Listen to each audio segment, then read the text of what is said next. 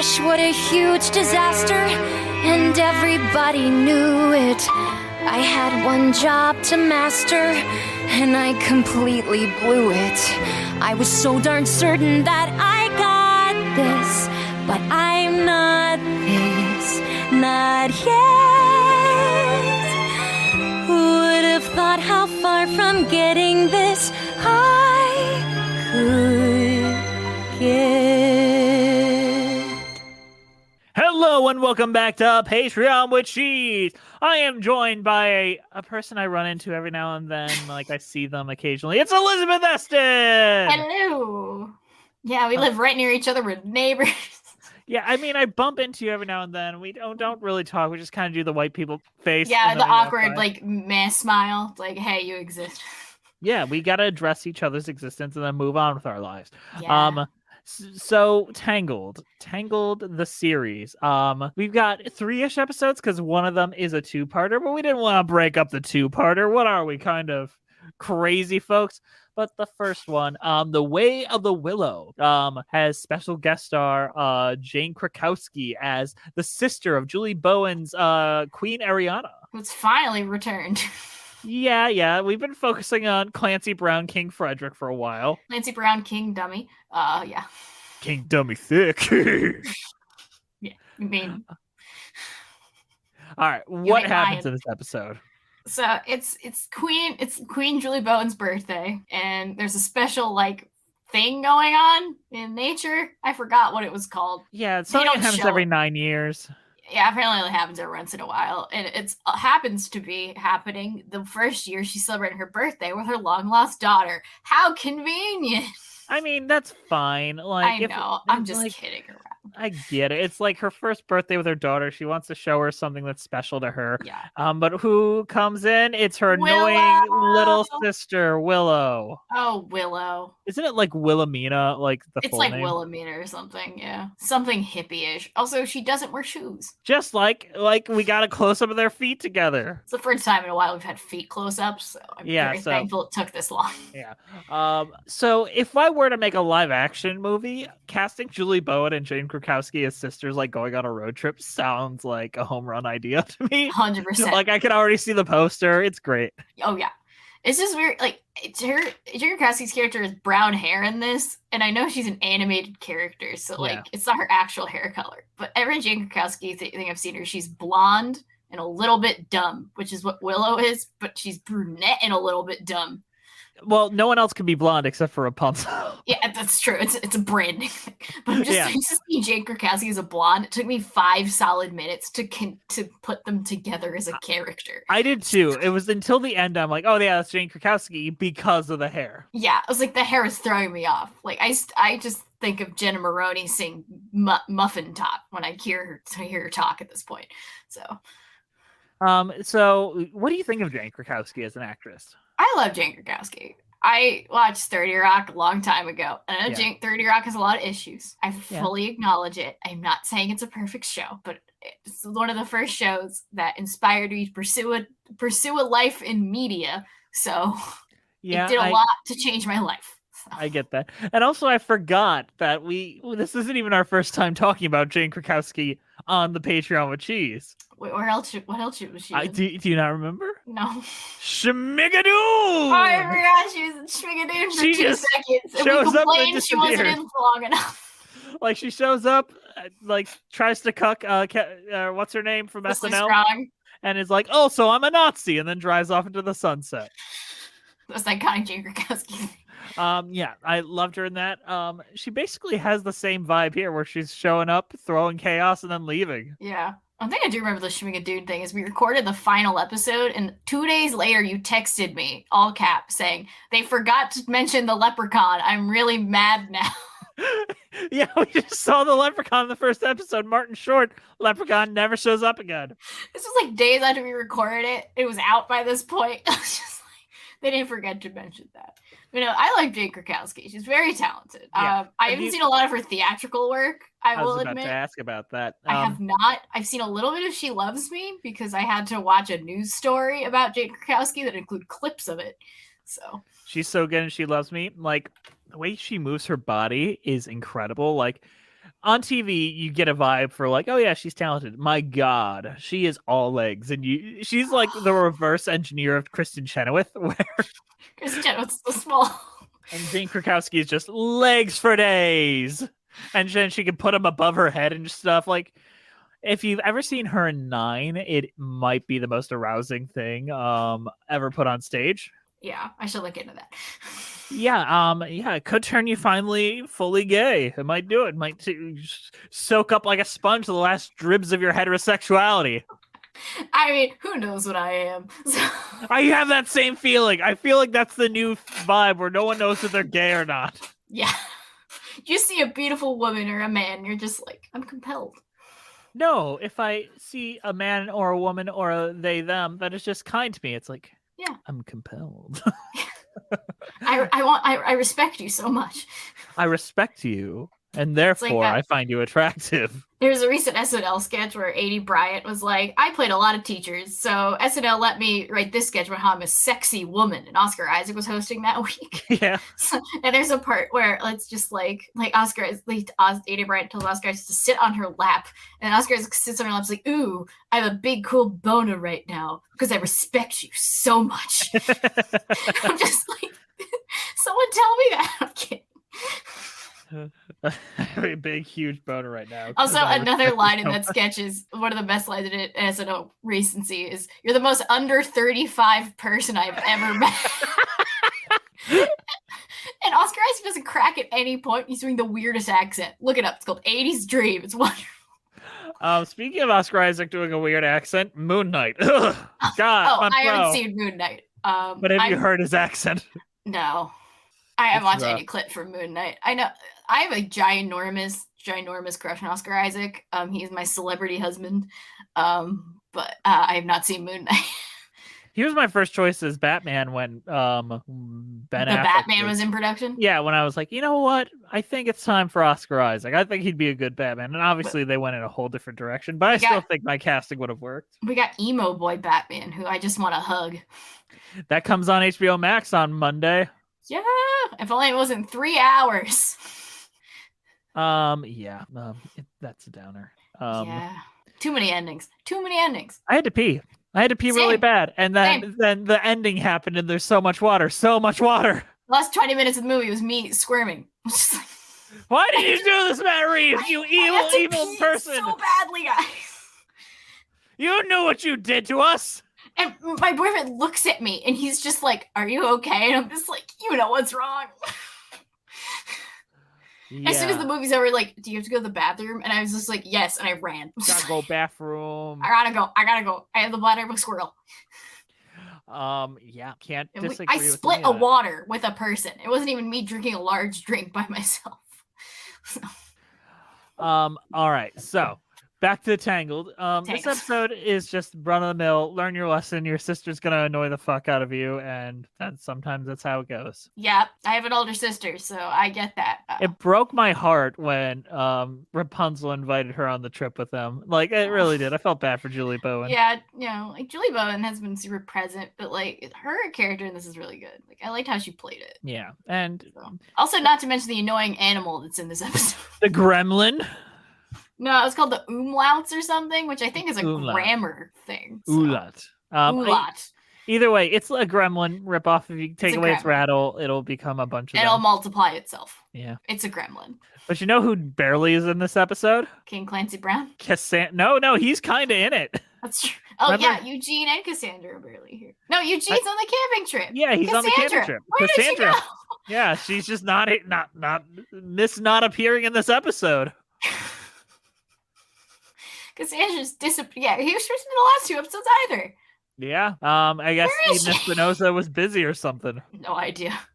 I don't know what Eden Espinosa up to back in 2016 when this was recorded, presumably. So. Yeah. Good episode. I liked the King Clancy Brown, who talks to the Ulat at one point. He's like, talks to Pascal. He's like, I knew this trip was a bad idea. And Pascal's like, yeah, you're right. Yeah. And then Strongbow is just like, can I steal your stuff? Yeah, Strongbow is still here, by the way. Yeah, I am impressed at how consistent they've been with like the B characters continuing to exist in the world. every time Strongbow shows up, I'm just like, wait, I thought he was a guest. Oh, wait, I guess he's a character now. Okay. Yeah, he showed up, and he's just always here now. Great. He's just here. Honestly, he has more sexual tension with Eugene than Rapunzel does. Everyone has more sexual tension with Eugene. Like, Rapunzel and Eugene really give me sibling energy. Like, there's a part in the next episode, he's like, I'm setting the man I love out into danger. And I'm like, do you love him? Yeah, I mean, we saw the first movie. They have to be in. Honestly, they have a Cathany vibe between what's her name, Cassandra and Flynn, and they should just lean into that. I ship those two. Honestly, I do too. I ship them. Like, there's probably a ton of fan fiction about those two, but it's mostly Cassandra and Varian from what I've looked up. So yeah, Varian, fuck Varian. Fucking Varian. He's also here in the next episode, but we're not there yet. Let's talk about the next episode. I feel like we summed this one up all right. Yeah, all right. This is called new Queen songs. for a Day. So this is a 2-parter with a lot of songs. Yeah, 2. Hey, more than we've got before. That's a lot for the show. And don't we have a reprise? Do we? Yeah, there's a reprise at the end. Yeah, there is. Jeremy Jordan sings. It's a miracle. We love his singing voice. So what do we got? So Rapunzel's parents are going out to a ski resort or something for their anniversary, and Rapunzel is in charge, so she has to be queen for a couple days. And Eugene's excited because he's basically the king for a couple days, which is not true because that's not how royal lineages work. You need to be married, but anyway. And even then, you don't get to be king. Like, Prince Philip never got to be king. No, you'd be like Prince Consort or something. You'd be a consultant for the royal family. You're not a member of the family fully. Yeah, you have to be blood related. Like, it's complicated, Eugene. But anyway, Rapunzel's queen for a day, and she's very overwhelmed. But then she sings a song saying that she's got this. But then she messes up a little bit, which happens to the best of us. Yeah, she didn't even mess up real hardcore. No, it's just little stuff. Like, the cats are overfed. Like... And the sheep are now confused. Just put some name tags on your sheep. That's what people do in the world. It's not hard, Kingdom of Corona. Yeah. Anyway, no, you got a virus that are overtaking. Meanwhile, you remember those evil rocks from the pilot? Yeah, they're back. They're back. It's like Varian. They're taking over old Corona because Varian is like trying to fix it, and his dad, who's played by Jonathan Banks for some reason, I don't know why. I looked it up at IMDb and I was legitimately confused. So, wait, what were you confused by? You broke up a little bit. Jonathan Banks being in this. Oh yeah, he's just there. He's handsome. He's a semi-handsome dad. So he goes to the kingdom. He's like, instead of saying there's rocks taking over old beer kingdom, trying not to say the name of the goddamn area. It's really hard. And they say it so much. Yeah. And then he and Varian go to the king to like, hey, and then he tells a lie for some reason. Like, no, everything's great. We have a lot of crops. Can I have more land? The king is like, yeah. And then Varian comes back in the middle of a giant mythical snowstorm, which was created by magic or something. Yeah, even like, I mean, I like the moment where Rapunzel's like, I've never seen snow in person before, because, that makes sense. She hasn't. She's been in a tower for 18 years. I get that. That makes sense. So she's like, we're going to have a snow day today. And then she also is like, you know what? Everyone should go home and be safe and stay warm. Responsible ruler things. And then Eugene tries to decree something and everyone ignores him because Eugene is dumb. Has no lineage power. He has no power. Also, this is a weird thing to say, but I love their winter outfits. They're all very cute. I love how Eugene has like the flop over hat. Like most people have the big flop over hats. I like those.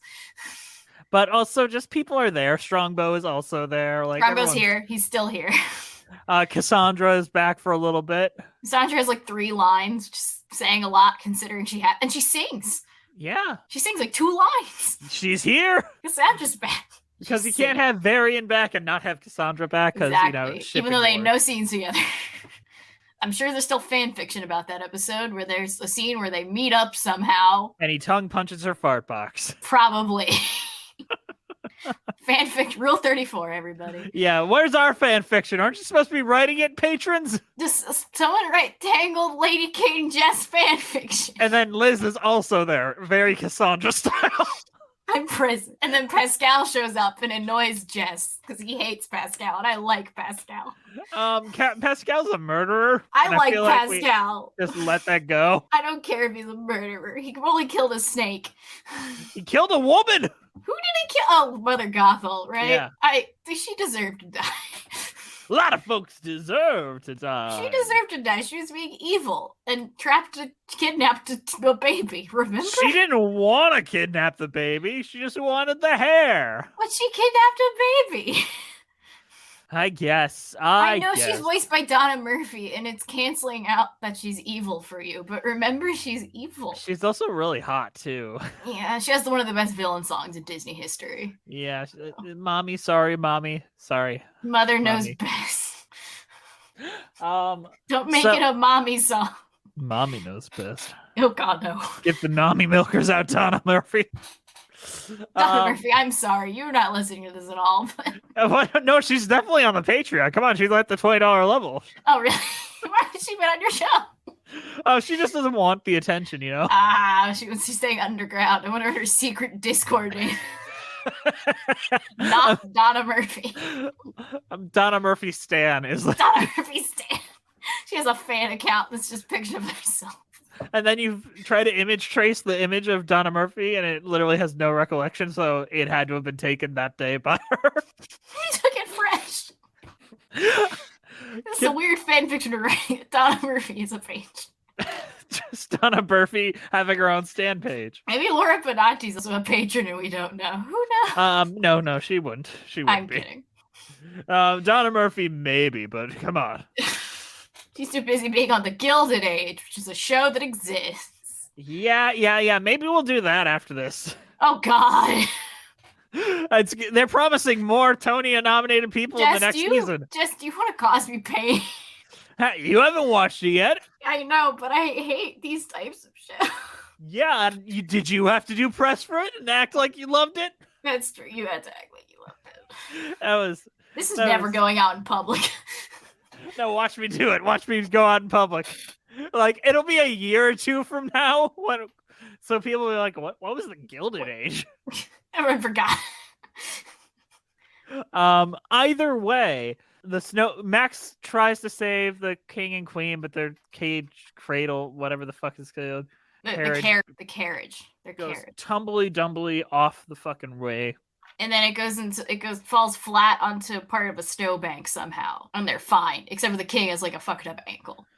Yeah. Pretty good. There's a lot of tenseness in this episode. Like, I know everyone's gonna live because this is a cartoon. This is a better sequel to Tangled than Frozen 2 is a sequel to Frozen. This is such a good sequel to Frozen 2. This is just a better sequel to Frozen, but we could just say that Elsa did this.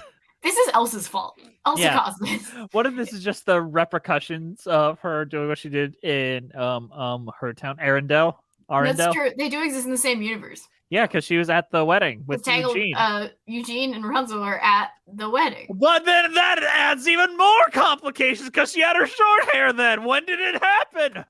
Look, the timeline of the Tangled series makes no sense. It's fine. Wait, is this just like what happens when Elsa's on her menstrual cycle and just kind of spits out her No, that's not how that works. Can't confirm.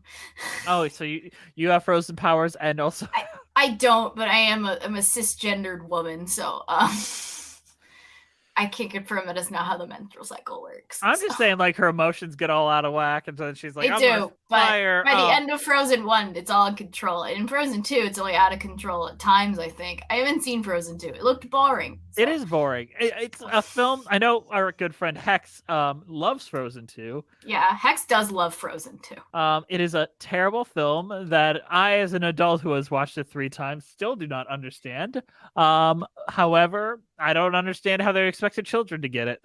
I get why people like it. Like, I get why people like Hex and various other people like it. I get it. People are compelled by the characters and stuff. But like, I was semi-compelled by Frozen, but not enough to want a sequel. I think a sequel was necessary in a way because I want Elsa to have a girlfriend, and then I only want Elsa to have a girlfriend. That's why I wanted a sequel. I wanted a lesbian love story in an animated Disney musical, but I don't think it's ever gonna happen. So not this week. Not now. Maybe in a couple years. We'll see. So now Rapunzel has to decide what should she do about everything going on. Yeah, there's a giant snowstorm. Their parents are missing. Varian is like, I have a crisis. And she's like, I make a promise that I will help you through this crisis And then it's like, bitch, no. Yeah. That's basically the scene. It's just like, I will help you. You need to help me. I'm a little busy, Varian. Yeah. I think you're like 12. I think you're like 12. I don't know how old you are, Varian. So. Or he's just short. He's a short kid. I don't know how old Varian is. He's an ageless being, Varian. Yeah. So he's definitely in love with Cassandra. Also, Varian's dad is currently being encased in these magical rocks. Yep, because as this is happening. Yeah. And he's writing a note to his son. His fault. Which gets encased in the magical rocks. So, it's Varian's fault. He did it. It was his fault. Yeah, Varian caused a chemical reaction to encase his own father. Yeah. Because he's doing alchemy. I mean science. I mean magic. I mean where the fuck Varian is. Yeah. So villain origin story. We'll get back to that later. Flynn and all our ragtag bunch of freaks go out to try to save the king and queen. And they do, basically. Yeah, they save him pretty smoothly. Yeah, it was surprisingly little speed bumps going in there. Yeah, Clancy Brown nearly dies because he like slips. Yeah, but no one really thought he was gonna die. No one's gonna die. But I just wish there was like a scene at the end where like the king goes up to Eugene and is like, "Thank you for saving me," and it's like maybe like, "Hey, if you ever want to marry my daughter, you should go for it." Like something like that. No, nothing. I don't think so. He'd be like, "Hey, thanks for not messing that up." That would be the kind of backhanded compliment. Yeah, that'd be the kind of shit he would pull. Because he's a toxic dad. Helicopter parenting is bad. Just let your kids fuck who they want to fuck. But teach them proper sex education so they don't get pregnant or STDs. There we go. I was wondering where that was going. I was like, you do not mention safe sex. But you know what? Maybe don't force them to have the doors open every time they're over at your house. It kind of feels like you want to watch them have sex at that point. Are you projecting? No, but it is stuff I hear about. Yeah. I didn't date in high school, so I never had this problem. Okay, you guys can go into your room, but keep the door open. I'm like... By the time I started dating, I was in college. I could close my door. Yeah. Strange. I don't know. I feel like it's so weird when parents like really like monitor their kids' sex life. Because as someone that doesn't plan to be a dad, if I were a dad, the last thing I'd want to be is involved in my kid's sex life. Like I am very like, I don't know about children in my down the line because, you know, I don't know what the fuck's gonna go on with my life. But like, if I did have a kid or adopted a kid, I wouldn't be like constantly checking in on what's going on in their personal life. I'd just be like, do you have a friend over? Are you gonna go hang out in your room? Okay, just be safe, okay? Yeah, I think the most I would do is I would put condoms in their Christmas stockings as a joke, and then they just have them. My sister was an RA in college, and she had a bowl outside of the room that she stayed in, and she put a sign above it. It's called Candy and Condoms. And she was very proud of that pun. Either way, wear a condom, kids. Yeah. Children, no. If you have safe sex, everybody. Yeah, have safe sex, children. Just have safe sex. If you want to have sex, be safe. That's the summary. Yeah, and maybe make sure you know the guy, because you don't want your first time to be with a dick bag. Yeah, if you want that, that's fine. I respect your choices. Just still be safe no matter what. So yeah, your first time can happen whenever you want. Platonic parents here. Oh God. I'm the mom. She's the dad. We're your platonic parents. So I am wearing a flannel. So. Yeah, and I am. What do moms wear? I am wearing a nightie. Yes, he's wearing a nightie. I'm wearing a long nightgown that looks like a Victorian child. Yeah, it's giving weird, uncomfortable energy. Yeah, I'm also holding a candle, but like one of the ones that also has like a handle. Yeah, he's been holding this candle the whole time, and the wax is dripping down my hand, like it's burning a little bit. Burning. thing he does for art. Yeah, you gotta do it to be the mom in the house. These are the things the mom has to do. And I just have to drink too much coffee. Yeah. So Varian doesn't get help from Rapunzel. I didn't understand why he didn't. Like, her thing was, like, wait till my parents get back, and then now they're back, and I guess he just didn't get help. Yeah, I think villain origin story. Villain origin story. Gotta go evil. Jeremy Jordan's gonna be evil, guys. Yeah, just like in Adam Walker's Terrytown, Jeremy Jordan is evil. All these episodes are connected. It's all connected. Like, somehow we're getting back to somehow Adam Walker will get mentioned. No matter what, Adam Walker is the king of kings. He is. He really is, though. All right, Liz. Met the man, and he is my king. Yes. I got to get there's him on also another songs. Patreon meetup. Yes, we got to talk about the song. So she has the song, I Got This, right? Yeah, I've got this. Yeah, I got the same chick. It's like the song from the first movie where she's listing things that happen, but it's better. Yeah, it's better, and it's got more at stake, to be honest. Yeah, like the kingdom is complaining, and then she tries to fix it, and she's like, yeah, it's good. And then the next day they come back just like, but Rapunzel, all the problems are still here. Yeah, and then you've got Let Me Make You Proud and The Reprise, which are Jeremy Jordan songs where he's just the opening his village and origin story. Yeah, but also it feels very similar to Proud of Your Boy, which was a cut song from Aladdin.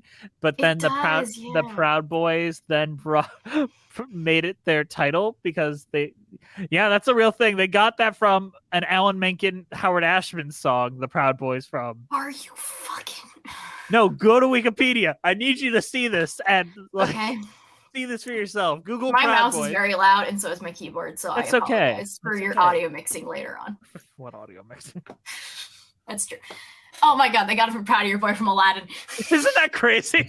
Isn't that the most insane shit? Like, I tell people that and they think I make it up. They're like, no, Jesse, that's stupid. I'm like, yeah, it's stupid. Google it, fucker.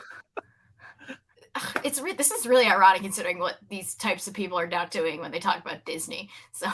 because they're calling Disney just a bunch of stuff I'm not going to say. Groomers, like I don't think people know what that word means. No, they don't. It's like how people don't know what gaslight means. Yeah, and they just throw it on everything.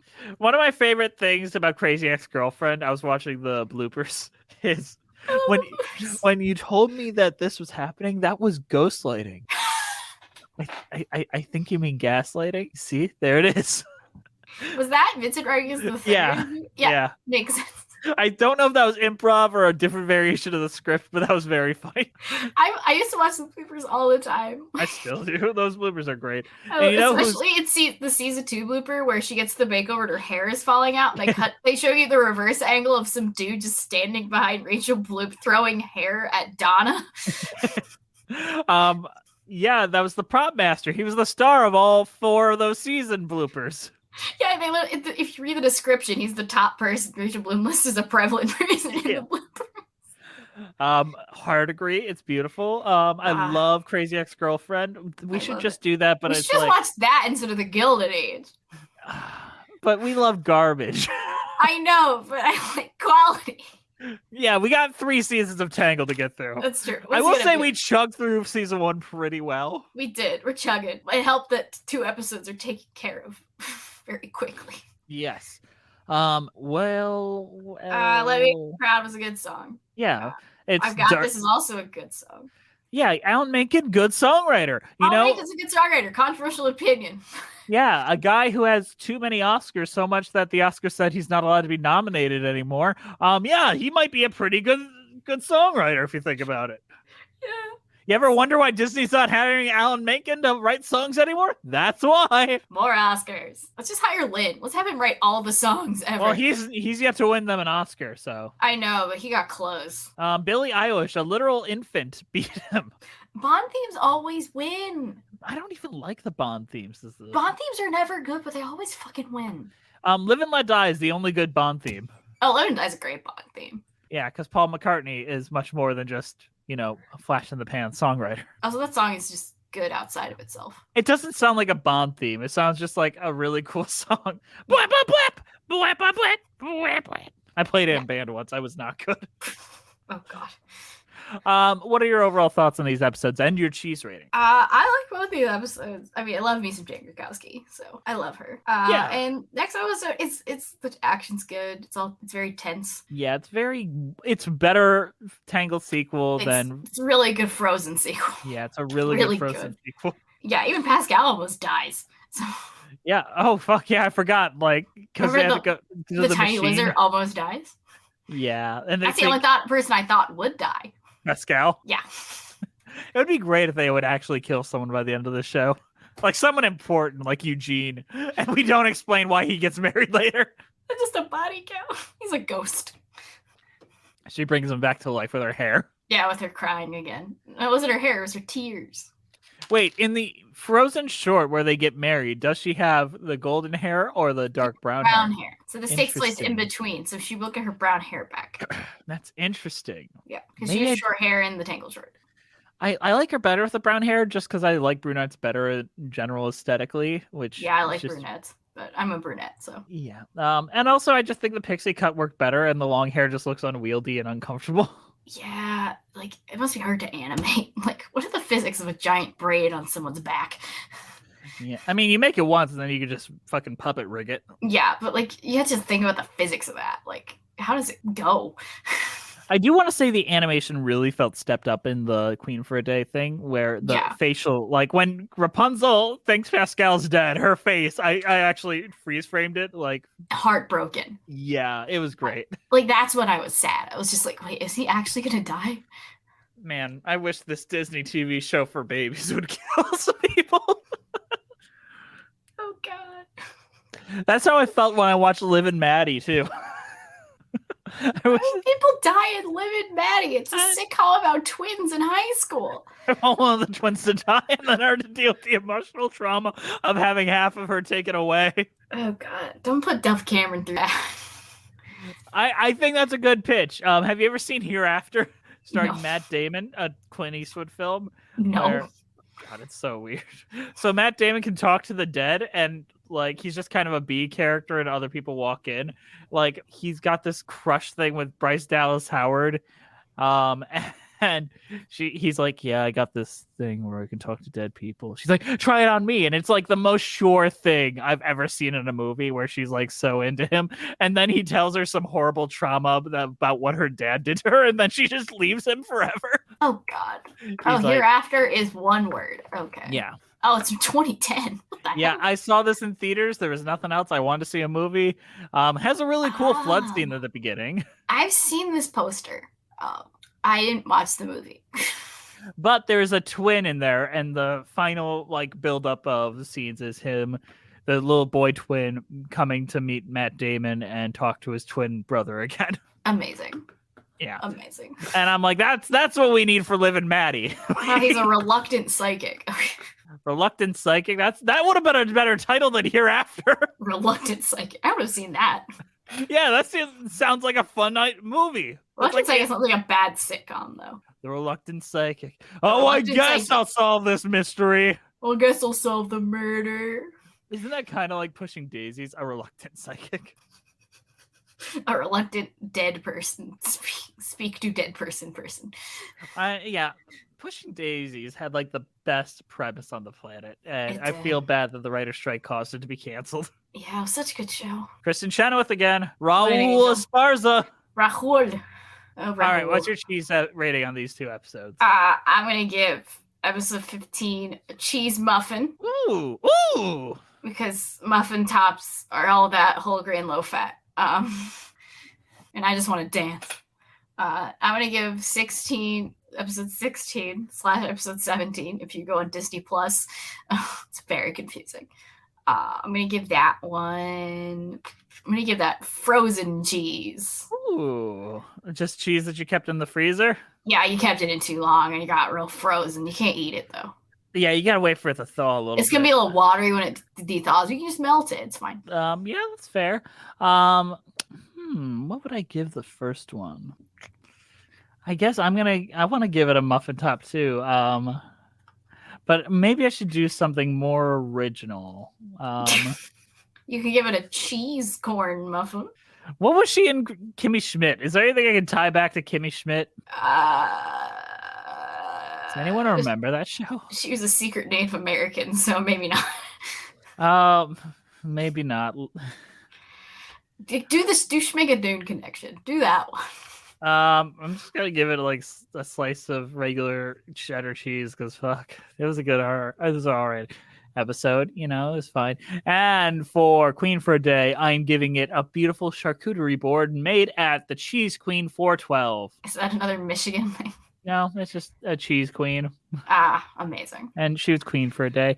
She was not the cheese queen for a day, sadly enough. No. Who was the cheese queen? The cheese queen is probably Jenna Maroney. Probably. That show has Rachel like Dratch Jenna Maroney, not Jane Krakowski Jenna Maroney. Janet Joplin.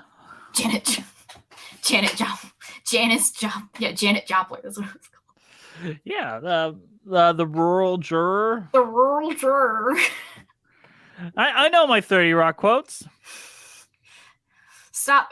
Hey, 5, stop talking. A 10 is speaking. All right. We'll see you next time on Patreon with Cheese. Bye-bye. I got the wind in my hair and the song in my heart. God damn it, Jess. You're going to suck my head for a day again. I got my sunshine open wide. That never gets stuck in my head. It does as soon as it plays at the end of the episode, and because I forget it exists until the end of the episode comes, and I'm like, oh shit, yeah, this one. Party in the USA, but not Party in the USA. Got it. Alan Menken's All right, bye. Bye. I know that I've disappointed you. Still, though, whatever it takes, I'm gonna fix it. Just watch me. Just you wait. I'll make it up to you.